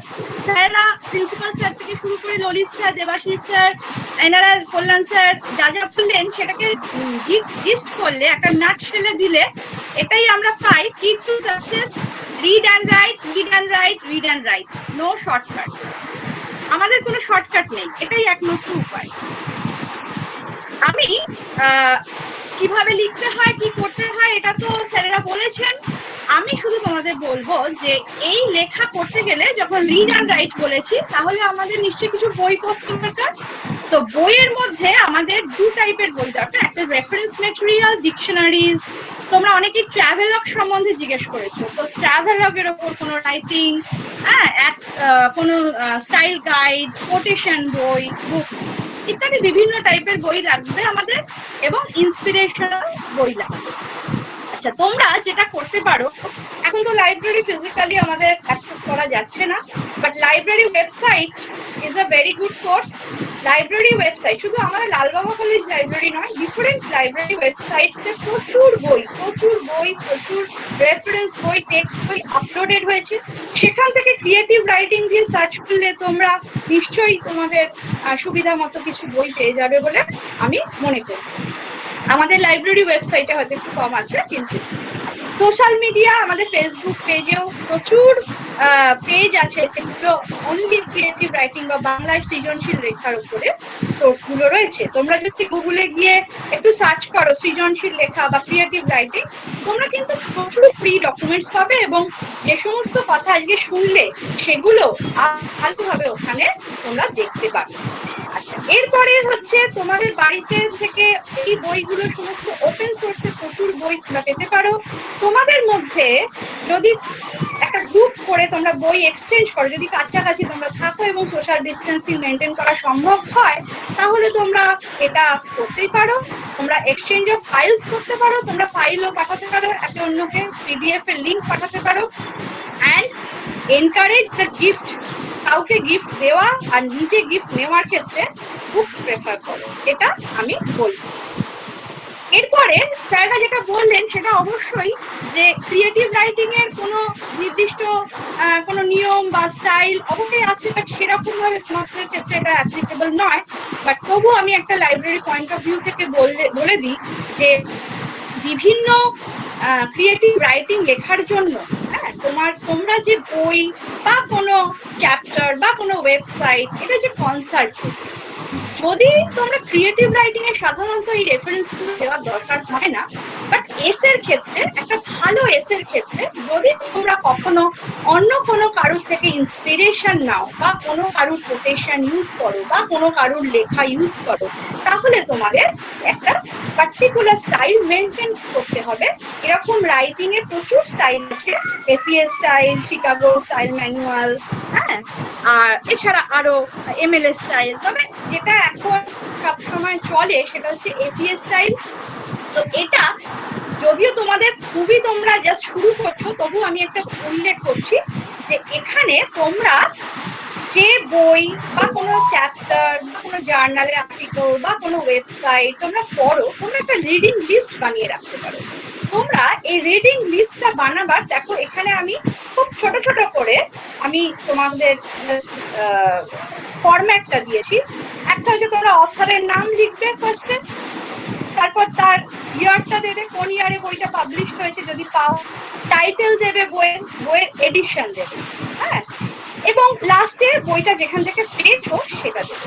যেমন ধরো পরের স্লাইডে আমি বলছি যে যদিও এটা ইংলিশে, তবু পড়তে খুব ভালো লাগবে বইটা আমার মনে হয়। বার্ট থমাসের, ওয়েন্ডি বার্ট থমাস, ওনার একটা বই আছে দ্য এভরিথিং ক্রিয়েটিভ রাইটিং বুক। এই বইটা বেশ গল্পের মতো করে লেখা আছে, তোমরা দেখতে পারো। এটা পিডিএফ ভার্সন অ্যাভেলেবেল আছে।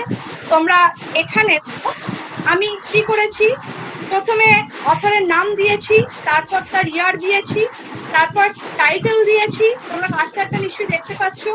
এরপর বইটা সেকেন্ড এডিশন সেটা দিয়েছি ব্র্যাকেটের মধ্যে, স্টপ দিয়ে, তারপর তুমি নিজেই পাবলিশার, এখানে পাবলিশারের নাম দিয়েছি, তারপরে বইটা আমি যে সোর্স থেকে পেয়েছি সেই সোর্সের পুরো ইউআরএলটা, মানে গুগলের ওপরে যে তোমার ইন্টারনেটের যে অ্যাড্রেসটা লেখা থাকে সেটাই আমরা ইউআরএল বলি, সেই ইউআরএলটা আমরা এখানে পেস্ট করে দিয়েছি।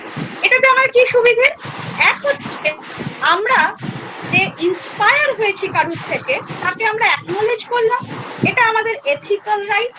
যদিও এগুলো বেশি ইউজ করা হয় টেকনিক্যাল রাইটিং এ, তোমরা টেকনিক্যাল রাইটিং এ যাচ্ছ না, তোমরা যাচ্ছ ক্রিয়েটিভ রাইটিং, সৃজনশীল। এটা ম্যাক্সিমামটাই তোমাদের নিজস্ব মানে ভাবনা থেকে, নিজস্ব সৃষ্টি থেকে বেরোবে। কিন্তু তবু যদি কারুর কোনো বিষয় তোমরা নিজেদের মধ্যে নিয়ে থাকো বা নিজেদের লেখার ব্যবহার করে থাকো, তাহলে তোমরা কিন্তু এইটা ইউজ করতে পারো। তোমরা অর্থাৎ তাকে তুমি প্রপারলি অ্যাকনলেজ করবে।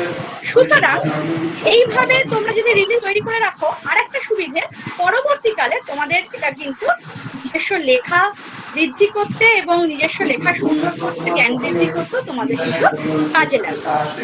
আচ্ছা, এবার তোমরা অনেকে প্রশ্ন করেছিলে যে ট্রাভেলগ রাইটিং এর উপরে একটা প্রশ্ন করেছিলে। তো ট্রাভেলগ রাইটিং এ আমি একটা ছোট জিনিস বলছি।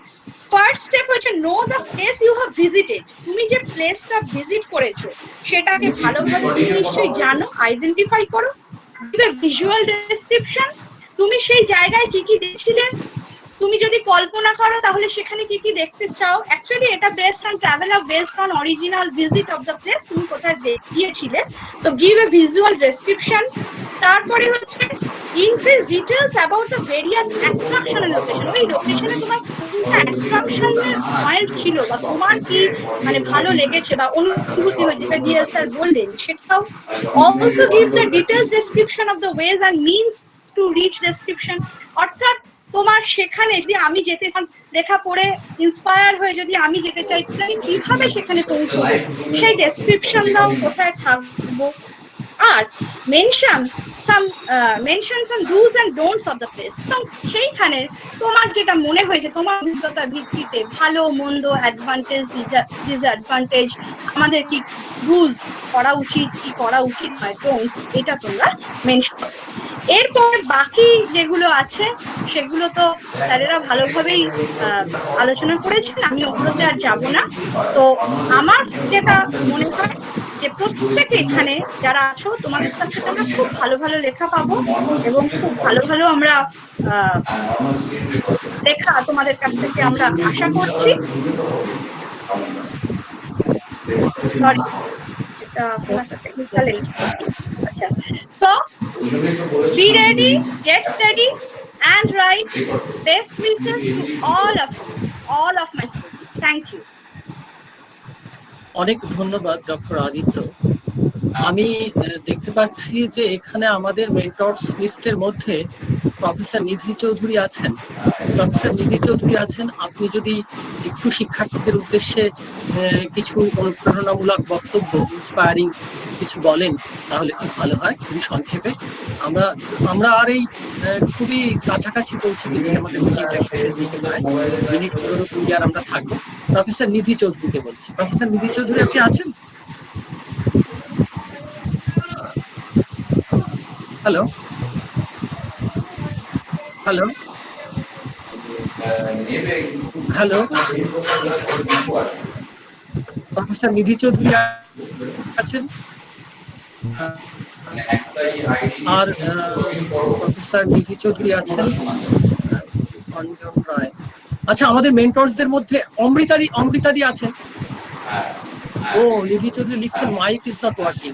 আচ্ছা, অমৃতা ঘোষ, প্রফেসর অমৃতা ঘোষ, উনি নিজেও কবিতা লেখেন। প্রফেসর অমৃতা ঘোষ, খুবই সংক্ষেপে। প্রফেসর অমৃতা ঘোষ, প্রফেসর অমৃতা ঘোষ আছেন আমি দেখতে পাচ্ছি। অমৃতা ঘোষ? স্যার আছি। হ্যাঁ হ্যাঁ, আপনি যদি আপনার অনুপ্রেরণামূলক কিছু কথা ছাত্রছাত্রীদের উদ্দেশ্যে বলেন। আপনি নিজেও লেখেন, আমি জানি কবিতা লেখেন, আপনি একটু বলেন খুব সংক্ষেপে। আচ্ছা, আমি প্রথমেই মাননীয় অধ্যক্ষ মহাশয় এবং আমাদের সম্মানীয় শিক্ষক শিক্ষিকাদের আমার অভিবাদন এবং শুভেচ্ছা জানাই। ছাত্রছাত্রীদেরও শুভেচ্ছা।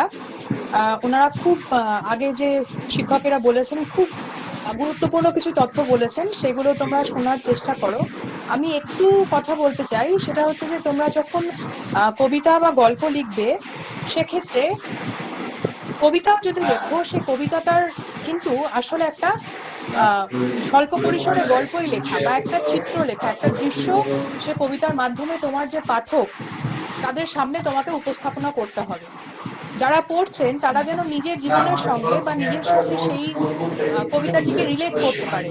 যদি রিলেট করতে পারে তাহলে কিন্তু তুমি দেখবে যে তোমার লেখাটা সবার কাছে খুব বেশি গ্রহণযোগ্য হবে। এবং আমাদের প্রিন্সিপাল স্যার যেমন বলেছিলেন যে তার জন্য খুব বেশি কঠিন শব্দ ব্যবহার করার দরকার নেই, সাধারণ ভাষায়, যে ভাষা তোমার নিজের কাছে তোমার ভাব প্রকাশ করার জন্য তুমি কমফোর্টেবল, সেই ভাষায় তুমি যদি লেখো তাহলে সেটা অনেক বেশি গ্রহণযোগ্যতা পাবে।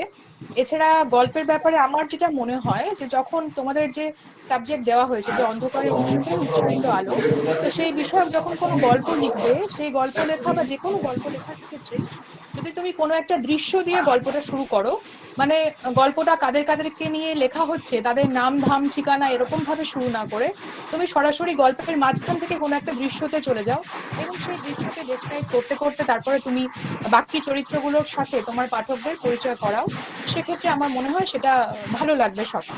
তো আমার এইটুকুই বলার সংক্ষেপে। নমস্কার। অমৃতা ম্যাডামকে। প্রফেসর নিধি চৌধুরী, আপনি বোধহয় একটা পিপিটি শেয়ার করতে চাইছেন, অবশ্যই। প্রফেসর চৌধুরী, আপনি শুনতে পাচ্ছেন? Hello, hello, hello, hello. Professor Nidhi Chowdhury, আপনি শুনতে পাচ্ছেন? হ্যালো। আচ্ছা, Gulzar Alam sir, Gulzar sir, sir Gulzar Alam और professor Nidhi Chowdhury. Gulzar Alam sir, Gulzar sir আপনি আছেন, আমি দেখতে পাচ্ছি, কিন্তু আপনি একটু আনমিউট করুন। হ্যালো, আমার শোনা যাচ্ছে আওয়াজটা? শোনা যাচ্ছে, শোনা যাচ্ছে স্যার, আপনি কিছু কথা বলুন ছাত্রছাত্রীর উদ্দেশ্যে। এখানে স্যার আমাদের এখানে মানে লোডশেডিং হয়েছে, সেই জন্য একটু ডিস্টারবেন্স আছে। ঠিক আছে, ওকে, এখন শোনা যাচ্ছে, এখন শোনা যাচ্ছে, আপনি বলুন। ঠিক আছে। উর্দু সাহিত্যের ক্রিয়েটিভিটি নিয়ে বলুন কিছু। না, ললিত স্যার আর প্রিন্সিপাল স্যার আর যে মানে দেবাশিস স্যার তো অনেকটাই কিছু বলেছেন, খুব ভালো। আমি উর্দু থেকে কথা রাখবো, ঠিক আছে। মানে সবাইকে আমি মানে একটাই কথা বলবো কি যে কিছু লিখতে চাও, কবিতা লিখতে চাও, এসে রাইটিং, ট্রাভেলগ, যে কিছু লিখতে চাও, ওখানে যে বড় যে আছেন, যে আগে মানে লেখা হয়েছে, ওটাকে একটু পড়ো। পড়ে একটা মানে মাইন্ড ডেভেলপ হবে কি আমরা কি করে লিখতে চাবো, ঠিক আছে। এটা যে মানে কোশ্চেন আছে কত শব্দ লিখবো, কি করে লিখবো, টাইটেল দেবো কি দেবো না, এটা নিয়ে যে কনফিউশনটা আছে, যেগুলোই মানে এসে লিখতে চাও, ট্রাভেলগ লিখতে চাও, না হলে কবিতা লিখতে চাও, ঠিক আছে, তো ওটাকে একটু পড়ো। ওটা পড়লে মানে একটু মাইন্ড ডেভেলপ হয়ে যাবে কি কি করে লিখতে যায়, ঠিক আছে। আর ক্রিয়েটিভ রাইটিং থেকে দুটাই মানে আমার মনে হচ্ছে দুটা জিনিস মানে মেন। একটা হচ্ছে থিঙ্কিং মানে ইমাজিনেশন, যেটা ললিত স্যার বলেছেন, খুব ভালো মানে ভালো করে বলেছেন। আর দুটা হচ্ছে রাইটিং পাওয়ার, কি করে আমরা লিখবো। শুধু মানে লিখতে গেলে তো মানে অনেক কিছু লিখতে পারে, কিন্তু ওটাকে সাজিয়ে গুলো মানে কি করে লিখবো, যে মানে লিখতে একটা মিনিংটা বের হবে আর নিজে মানে কোথাওটাই মানে লিখতে পারবো, সেটাই মেন কথা। সেই জন্যে লাস্টে মানে একটা আমি বলবো কি যে কবিতা হচ্ছে, না হলে এসে রাইটিং হচ্ছে, প্রোজ রাইটিং হচ্ছে, যে নন ফিকশন হচ্ছে, या ফিকশন যে কিছু লিখো, ওটাকে লিখতে গেলে আগে পড়ো, না হলে হবে না। কেন, যখন আমি পড়বো বড় কবিকে, বড় মানে লেখাকে যখন আমি পড়বো, তারপরে আমার মাইন্ড ডেভেলপ হবে, ওই মাইন্ড ডেভেলপ করে আমি লিখতে পারবো। এখন তো আমার কাছে কিছু আইডিয়া নেই কি আমি কি লিখবো, সেই জন্য মানে আগে পড়ো, তারপরে মানে বেশি না, চার পাঁচটা পড়ো। ট্রাভেলগ লিখতে চাও, চার পাঁচটা ট্রাভেলগ পড়ে নাও। এসে লিখতে চাও, চার পাঁচটা এসে পড়ে নাও। একটা মাইন্ড ডেভেলপ হয়ে যাবে, তারপরে তুমি লিখতে পারবে। সবাইকে আমি একটাই বলবো।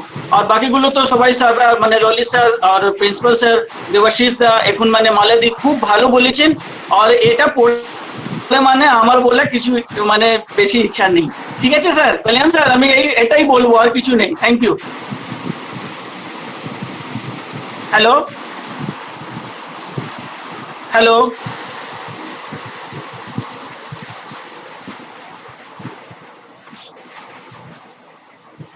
হ্যালো, গুলজার স্যার, হ্যালো, শোনা যাচ্ছে?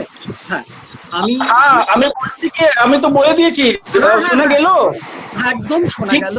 প্রফেসর গুলজার আলম স্যার, আপনাকে অনেক অনেক ধন্যবাদ জানাচ্ছি। Thank you very much.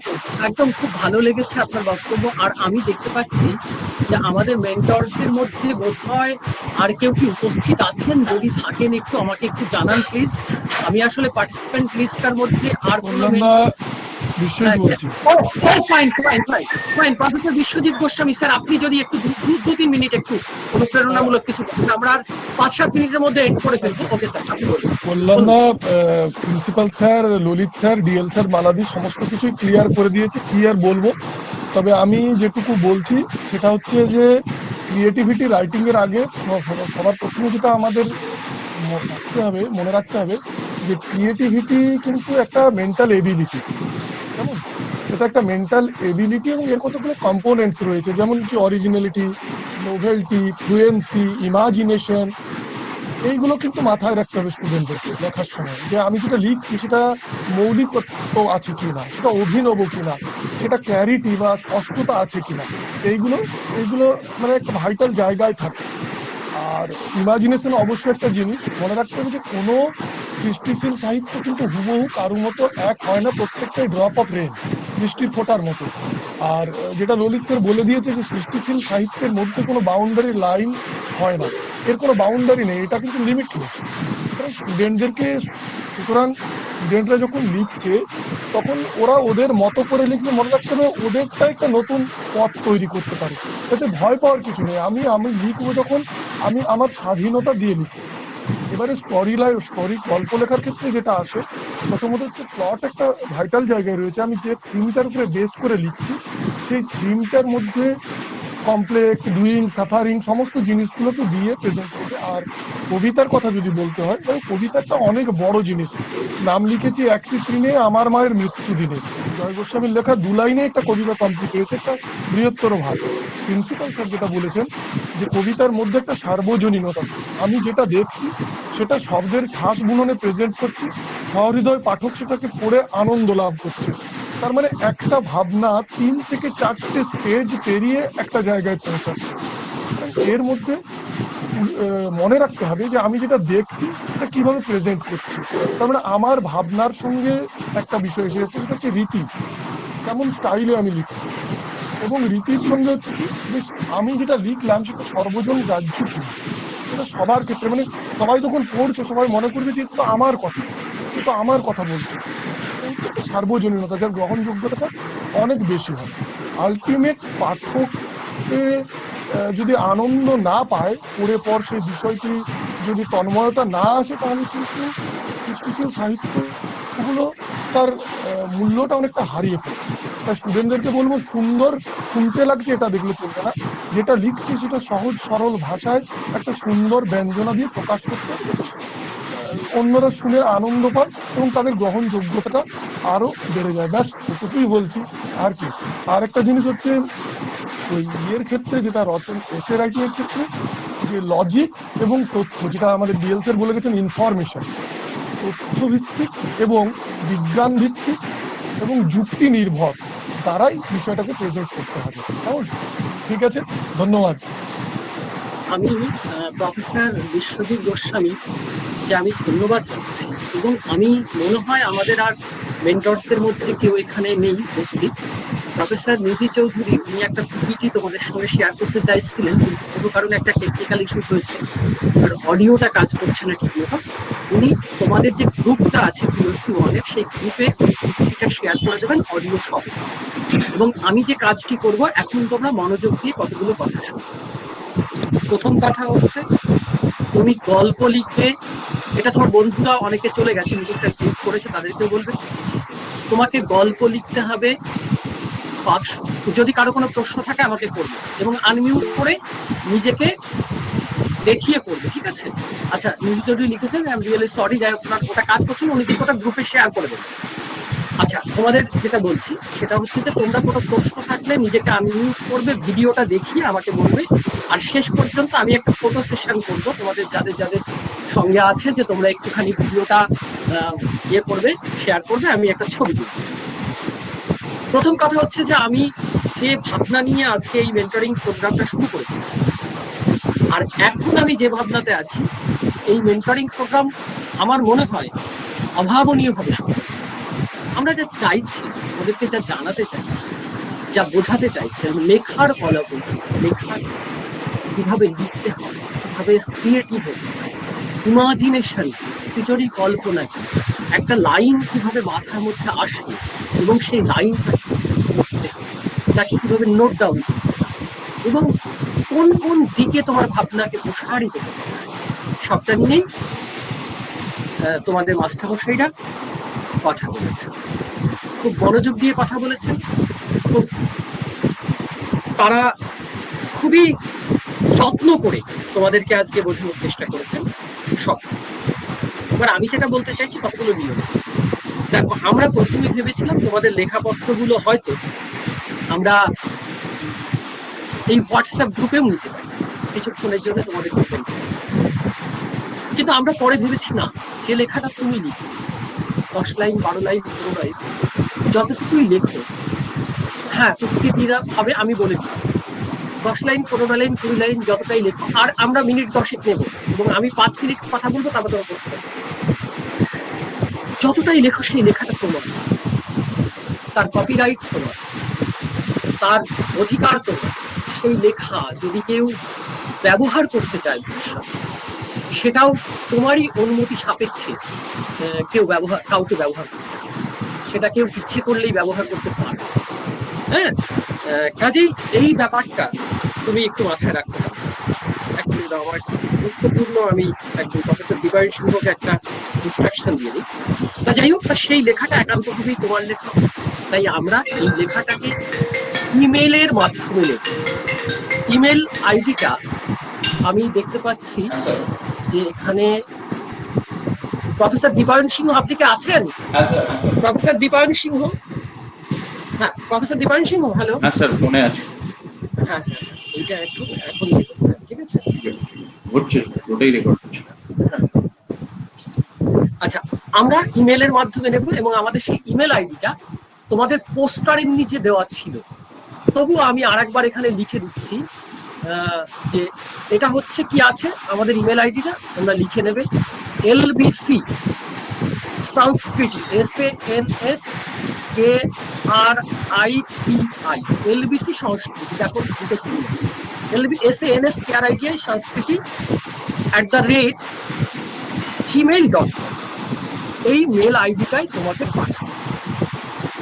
কিভাবে পাঠাবে তুমি? দেখো, আমরা চাইছি না যে সবাইকে LBC সংস্কৃতি @gmail.com, তোমরা তবুও পোস্টারটা একবার দেখে নিও, আমি গ্রুপে একবার দিই।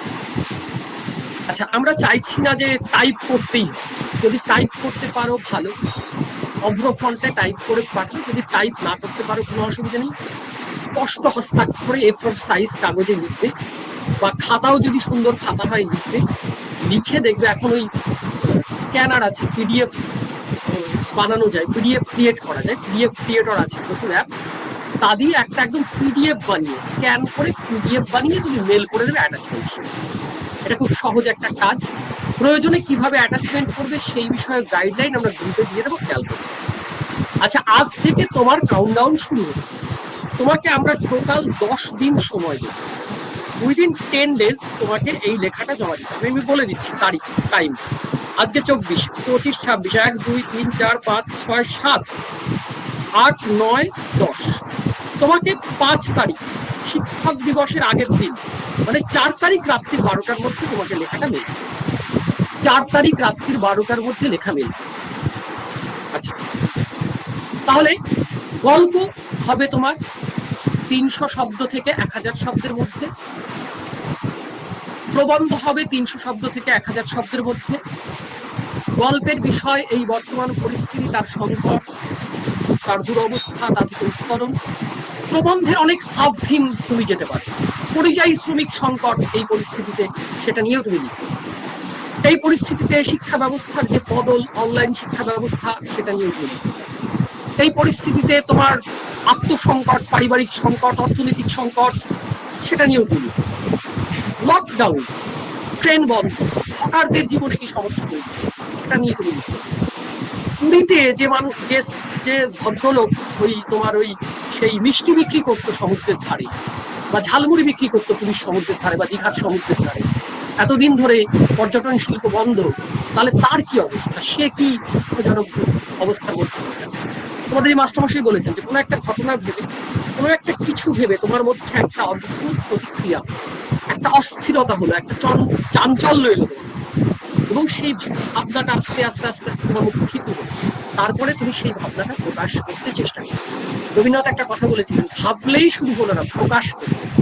মানে যে কাঠ জ্বলে নাই, ধর একটা কাঠ, তার মধ্যে আগুন আছে, কাঠ জ্বালালে তার থেকে আগুন বের, এবার যে কাঠ জ্বলে নাই তাকে যেমন আগুন নাম দেওয়া যায় না, যেমন যে লেখেনি তাকে ঠিক কবি বলা যায়। কাজেই কবি হতে গেলে, লেখক হতে গেলে তোমাকে লিখতে হবে।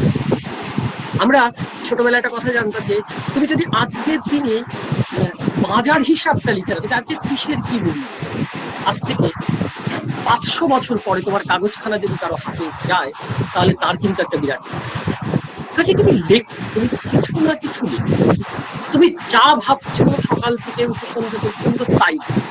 এবং তোমরা জানো যে ডায়েরি ও একটা প্রবন্ধ সাহিত্যের একটা বিরাট গুরুত্বপূর্ণ অংশ জুড়ে আছে। ডায়েরি, যে একটা মানুষ সারাদিন কি করেছে, চিঠিপত্র প্রবন্ধ সাহিত্যের একটা বিরাট জায়গা আছে। কাজেই তোমরা যারা সৃজনশীল, তাদের ফার্স্ট কথা হচ্ছে সৃজনী গল্প, ক্রিয়েটিভ ইমাজিনেশন থাকে, এবং সেই ক্রিয়েটিভ ইমাজিনেশন ইমপ্লিমেন্ট তোমার কাছে, তাহলে ঠিক আছে। তাহলে আমি গল্প বা প্রবন্ধ, গল্পের কথা একজন বলেছে থ্রু জিমেল, আচ্ছা আচ্ছা ওকে। আচ্ছা, তোমরা আর একটা কথা বলেছো যে গল্পের ক্ষেত্রে আমি কি সংলাপ, অবশ্যই গল্প তো সংলাপের মাধ্যমেই হবে। তোমরা যারা পশ্চিমবঙ্গ উচ্চ মাধ্যমিক শিক্ষা সংসদে 11-12 পড়ে এসেছো, তারা তো কয়েকটা গল্পের কথা ভাবো, ডাকাতের মা, সেখানে সৌখী কথা বলছে, সৌখীর মা কথা বলছে। তোমরা ভারতবর্ষ গল্পের কথা ভাবো, সেই বৃদ্ধা কথা বলছেন, তারপরে বিভিন্ন জন সংলাপ ব্যবহার করছেন, সংলাপের মাধ্যমে গল্পের হতে পারে। এই করোনা সংকটে তুমি তোমার একজন আত্মীয় যার সঙ্গে তোমার খুব বন্ধুত্ব, তুমি তার বাড়িতে যেতে পারছো না, সেটা নিয়ে একটা গল্প। তোমাদের এই যে তোমরা কলেজে আসতে পারছো, দুজন বন্ধুর দেখা হচ্ছে, শুধুমাত্র ফোনে ফোনে কথা হচ্ছে, সেটা নিয়ে একটা গল্প। মানে আমাদের জীবনের যে কোনো আনন্দ, বেদনা, সংকট, সম্ভাবনা, সংশয়, বিক্ষোভ, সমস্ত কিছু নিয়ে একটা লেখা দাঁড়ায়। আসলে কি, লেখার বিষয় যে কোনো কিছু হতে পারে, কিন্তু একটা হচ্ছে কন্টেন্ট, একটা ফর্ম। কন্টেন্টটা আমরা বলে দিচ্ছি, কন্টেন্টটা কি এখনকার এই সংখ্যা, এই সংসার, ফর্মটা কি, ফর্ম হচ্ছে তিনটে ফর্ম কি, কবিতা, গল্প, প্রবন্ধ। আর ভ্রমণ সাহিত্যের সঙ্গে কিন্তু এখনকার এই সংকটের কোনো সম্পর্ক সেই অর্থে নেই। তুমি কবে তুমি হচ্ছে কোথায় বেড়াতে গেছিলে, এবং সেই বেড়ানোর জায়গাটা তুমি কি দেখতে চেয়েছিলে, কি দেখেছো, সেটা তোমার মনের মধ্যে কোনো স্থায়ী বা গভীর রেখাপাত যদি ফেলে রাখে, তাহলে সেটা নিয়ে তোমার কি ভাবনা চিন্তা, সেটা তুমি ভ্রমণ সাহিত্যের মধ্যে লিখতে। এবং তিনটে জিনিসের কিন্তু একই সীমা, গল্প, প্রবন্ধ, ভ্রমণ সাহিত্য, তিনটেই কিন্তু সর্বনিম্ন 300 শব্দ, সর্বোচ্চ 1000 শব্দ। তাহলে তোমাকে 4 তারিখ রাত্রি 12টার মধ্যে মেল করতে, কারো যদি লেখা রেডি হয়ে থাকে সে কালকেও, কিন্তু 4 তারিখ হচ্ছে তোমার লাস্ট। এলবিসি সংস্কৃতি @gmail। আর একটা কথা বলছি, সেটা হচ্ছে কবিতার ক্ষেত্রে 2 লাইনের কবিতা, এটা সত্যি 4 লাইনের হতে পারে, কিন্তু কবিতার ক্ষেত্রে সব থেকে বড় হচ্ছে যে তোমাকে কিন্তু এখানে যে প্রতিযোগিতা, মিনিমাম 10টা লাইন কিন্তু লিখতেই হবে। ক্ষেত্রে 10টা লাইন তোমাকে লিখতে হবে, এবং তুমি 30 লাইনের অধিক কিন্তু তুমি যাবে, ঠিক আছে। এবার এই কবিতা না নানাভাবে, তুমি যেমন ছন্দে লিখতে পারো, তেমন তুমি গদ্যে লিখতে পারো। তোমরা না একটু কবিতা পড়ো, এখন নেট সার্চ করলে জীবনানন্দের কবিতা, জয় গোস্বামীর কবিতা, শ্রীজাত কবিতা, শঙ্খঘোষের কবিতা, যে কারো কবিতা পেয়ে যাবে। ধরো এই যে সেদিনই একটা সময় লেখার পাতা এরকম ফেসবুকটা হয়, কোভিড তুমি যতই মারো, জড়িয়ে থাকবো আমরা আরো, কোভিড তুমি দূরে যাও, ভালোবেসে বাঁচতে পারো, কোভিড তুমি বড্ড বোকা, কোভিড তুমি বাজে, আমরা ছিলাম জড়িয়ে ধরে হাতটি ধরে সাথে। কোভিড তুমি বদলে দিলে সহজ চলার ছন্দ, কোভিড তোমার অভিশাপ, তোমার মুজবে নাম গান। তবে এই লেখাটাই আমি জুলাই মাসের 23 তারিখে লিখেছিলাম, এখনকার এই সংকট এটা ছন্দে। আচ্ছা, এবার তুমি ভাবো যে আমরা যে কোনো ভাবেই লিখতে পারি, মানে যে কোনো ভাবেই আমরা লিখতে পারি যে কোনো কিছু। আমরা যেমন এই কোভিডের যখন অবস্থা সৃষ্টি হলো, তখন কোভিড যখন এলো, তখন বোধহয় আমি প্রথম তার একটা প্রতিক্রিয়ায় একটা লেখা লিখেছিলাম। আমি জাস্ট সেই দুটো লেখা, মানে এই কোভিড সংক্রান্ত লেখা নিয়ে তোমরা একটু চিন্তা ভাবনা করছো বলে আমি দুটো লেখার দৃষ্টান্ত তোমাদের সামনে তুলে ধরতে চাইছি, যাতে তোমাদের এই কাজটি খুব সহজ হয়। সেই জন্য আমি একটু খুঁজতে চেষ্টা করছি আমার লেখাটা কোথায় গেল। আচ্ছা আচ্ছা, এক মিনিট পেয়ে যাবো হয়তো তাড়াতাড়ি। বর্ষ গেল। আচ্ছা, আচ্ছা, কাজেই তোমরা এই যে এই পরিস্থিতিতে এই সময় আমরা কিভাবে আছি, এই সময় আমরা কিভাবে চলছি, এই সময় আমরা এই যে যেমন করোনা নিয়েই একটা কথা লিখেছিলাম, এটা প্রবন্ধ, তুমি এটাকেও প্রবন্ধের দিকে টার্ন করতে, যে করোনা করোনা করোনা, সে কিন্তু নিজে চলতে পারে না। তার কি কোনো লিঙ্গভেদ আছে? নারী পুরুষ ইত্যাদি জানি না, শুধু জানি করোনা নিজে ছড়িয়ে পড়েনি, মানুষ তাকে বহন করে ছড়িয়ে পড়েছে। সকলেই লেখাপড়া জানা মানুষ, বিমানে চড়া মানুষ, যে মানুষটির পরিধি শুধু তার চাষের জমির আল, যার গতাগতি শুধু বাড়ির সীমানা প্রাচীর, অধিকন্ত গঞ্জের হাট, সে ছড়ায়নি করোনা। যে এক পরম ঈশ্বরে বিশ্বাস করে, সেও ছড়ায়নি। ছড়িয়েছে সে যে ঈশ্বরেরও প্রভু হয়ে তাকে প্রচার করবার মাতব্বরি করেছে। আজকের এই মহামারীর বারবারন্ত মানুষের সেই অতি পাকামির ফল, যা তাকে তার স্রষ্টার উপর মাতব্বরি করবার বোকামিটা করে দিয়েছে। এই যে নানা নানা নানা প্রতিক্রিয়া আমাদের সময় এক একটা সময় আসে, বুঝতে পেরেছো তো? আমাদের মধ্যে এক একটা সময়ে এক একটা প্রতিক্রিয়া চলে আসে। এই দেখো, এই প্রথম আমি একটা প্রতিক্রিয়া এই কোভিড নিয়ে দিয়েছিলাম মার্চের 26 তারিখ। কবিতা, গদ্য ছন্দের কবিতা, তোমাদের সাহায্য করতে পারে বলে আমি এটা বলছি। খুব ছুটছিলে তুমি, কেউ কেউ কানে কানে বলতো, মাঝে মাঝে একটু থামতে যাবে, তুমি মোটেই পারবে না, শুধুই ছুটেছ। পরিবেশ উষ্ণ হচ্ছে, দূষণ ছড়াচ্ছে প্লাস্টিক, এসব কথায় কেবল সভাঘরে খই ফুটিয়েছে। খালি হাতে বাজারে গেছো, সংসারে জমা করেছো প্লাস্টিকের পাহাড়, এখন কেমন মজা দেখো, বাজারের ব্যাগটাই তোমার ছিল, নইলে ধেয়ে আসছে অসুস্থ লাঠি। অন্তহীন ছুটি, তবুও চৌকাটে আটকে আছো তুমি। জঙ্গলে মেঘেদের দেশে তোমার উচ্চকণ্ঠ মচ্ছবে ঘুম উড়ে যেত পাখিদের সংসারে। এসব খাবার সময় ছিল তোমার অশুদ্ধ দাপাদাপিতে, ভেঙে গিয়েছে কত লাল কাঁকড়ার সংসার, নষ্ট হয়েছে কত কচ্ছপের অপূর্ব সংসার। দিনের পর দিন যাদের ঘর দখল করে কাঁপিয়ে বেরিয়েছে তুমি, তাদের জন্য প্রকৃতির হাতে লুকোনো ছিল কিছু সুবিচার। তোমার বুদ্ধিমান মস্তিষ্ক তার প্রবেশ পায়নি, আচমকা ভ্যানিশ হয়ে গেছে। তোমার ভবিষ্যৎ দ্রষ্টা বাবা মায়েরা আজ কেমন নিষ্ক্রিয় নিস্তব্ধতায় মুখ লুকিয়েছে তোমার গড়ে তোলা সকল শান্তগুলির দেবতারা। এবার কি আবার স্পষ্ট শুনতে পাচ্ছ তুমি? মাঝে মাঝে থামতে জানতে পারে। এবার কি বুঝতে পারছো তুমি প্রকৃতি ছাড়া কোনো ঈশ্বর নেই? এবার কি হুঁশ ফিরবে তোমার? বুঝবে কি তুমি মানুষ ছাড়া কোনো বন্ধু নেই? শুধু জেনো আবারও সব কিছু ছেড়েই হবে, শুধু অভ্যাসটাকে মাঝে মাঝে থেমো, কেবল ছোটো না। তাহলে এই যে আমরা একটা লেখা লিখলাম, যে মানুষের অসহিষ্ণুতা, মানুষ যে যাচ্ছে তাই ব্যবহার করেছে, তার বিরুদ্ধে প্রকৃতি যেন একটা প্রতিশোধ নিয়ে, প্রকৃতি যেন আমাদের কাছ থেকে একটা প্রতিশোধ নিয়ে। তাহলে এই যে সমস্যা, এই সমস্যা থেকে তুমি কিভাবে উত্তরিত হবে, এই সমস্যা কিভাবে, আচ্ছা আমি জানি না যে ঠিক এরকম একটা আরেকটা মানে আর 2 মিনিট, একটা 11 বেজে গেছে, আর 2-3 মিনিটের মধ্যে যদি এটা হয়ে যায়, তোমরা গল্প লেখার কথা ভাবছিলে যে কোভিড নিয়ে স্যার কিরকম গল্প। দেখো, এরকম আমি একটা জাস্ট নমুনা দিচ্ছি, জুনের 12 তারিখে এরকম একটা কোভিড নিয়ে একটা গল্প লিখতে চেষ্টা করলাম। আমি জানি না গল্পটা দাঁড়ালো কিনা, ঠিক কিন্তু এইরকম ওরা ঠিক করে রেখেছিল। ঠিক এপ্রিলের 1 তারিখে ডিনার করবে পিপল ট্রি হোটেলের তামারা রেস্তোরাঁয়। কলকাতা বিমানবন্দর থেকে ভিআইপি রোড ধরে কিছুটা এগোনোর পর বাদিকে বেঁকে বেশ কিছুটা সিঁড়ি চলে গেছে নতুন উপনগরীর রাস্তায়। তার পাশে বেশ গর্বিত ভঙ্গিতে দাঁড়িয়ে আছে এই পিপল ট্রি হোটেল। ভেতরটা ঠিক কেমন জানা ছিল না রাজকুমারের। 3 তারা কি 4 তারা তা নিয়েও মাথা ঘামাইনি কখনো। আদার ব্যাপারই জাহাজের খবর। নামে রাজকুমার হলেও সে পেশায় শিক্ষিত বেকার। গৃহশিক্ষকতা করে যা পায় অসুস্থ মা বাবাকে নিয়ে কোনো রকমে দিন গুজরান করে বাবার সারা জীবনের সঞ্চয়ে কেনা 1.5 কামরার ফ্ল্যাট।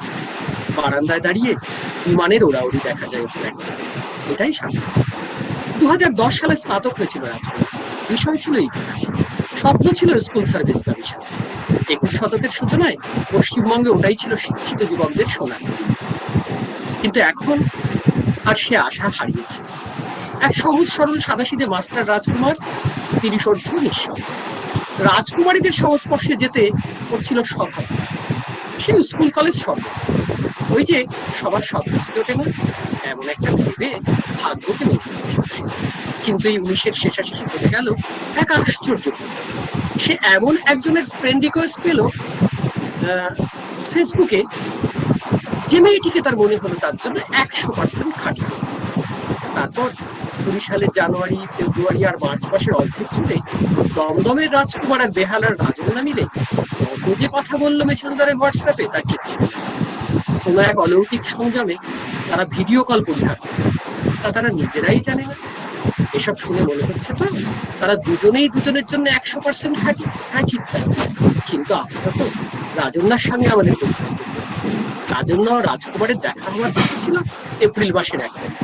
ওই যে প্রথমেই বলেছিলাম যার কথা, সেই কামারা রেস্তোরাঁয়। স্বভাবভীরু রাজকুমার ঠিক সন্ধ্যা 7টার স্লটে রোড ভিউ একটা টেবিলও বুক করে রেখেছিল মাসখানেক আগে। দমদমে পিসির বাড়িতে 7 দিনের জন্য বেড়াতে আসার কথা ছিল রাজকুমার, মার্চের 27 তারিখ। এপ্রিলের 1 তারিখটা যে করোনার লকডাউন দুয়ে মিলে একেবারে সত্যি সত্যি এপ্রিল ফুল বানিয়ে ছাড়বে, এই যে যাকে বলে দুজন 100% খাঁটি মানুষকে, তা কি আর কেউ জানতো? ওরা যে সত্যি খাঁটি এখনো মনে হচ্ছে। দেখা হয়নি দুজন, লকডাউন, টোটাল লকডাউন। তবুও ওরা ভিডিও কল করেনি। ওরা ঠিকই ডিনার করবে আমার রেস্তোরাঁয় ঠিক সন্ধ্যে 7টায়। এই ভরসায় ওরা শুধু কথাই বলে চলেছে, অনন্ত অজস্র। আর কথা বলার সময় ওরা যেন ভেসে চলেছে শরৎ মেঘের উপর দিয়ে দুজন দুজনের হাত ধরে নতুন দেশে নতুন ঠিকানা। তাহলে এইরকম যে দুজনের কথা হচ্ছিল ফোনে, তারা বলছিল এপ্রিলের 1 তারিখে দেখা হবে, করোনা এসে তাদের আর দেখা হলো না। তাদের কিন্তু তবুও তারা এত ভালো মানুষ যে তারা সাধারণত অন্য চটুল প্রেমিক প্রেমিকাদের মতো বা একটু আধুনিক কালের যারা একটুখানি মানে এই যে গভীর ভালোবাসায় তারা যেন ভাবিত হলো, গভীর ভালোবাসার মধ্যে থেকে তারা অপেক্ষা করলো যে ঠিক আছে আমরা দেখবো না, আমরা দেখি না কথা, যবে আমাদের দেখা হবে তবে হবে। এই যে সংযম, মানে এই ব্যাপারটা হয়তো বলবার চেষ্টা করা, যেটা খুব ভালো গল্প যে হয়েছে তা নয়। আমি আমি শুধুমাত্র তোমাদের বললাম যে তোমরা লেখো, যে কোনো কিছু দেখো। আমি সেই জন্যই তোমাদের সহজ করার জন্য বলেছি টাইপ করতে। টাইপ করার কোনো দরকার নেই, যদি না পারো খাতায় লেখো, স্পষ্ট হস্তাক্ষরে, যাতে আমরা বুঝতে পারি এবং আমরা তোমাদের লেখাগুলো নিয়ে পারলে একটা বই বার করার চেষ্টা করি।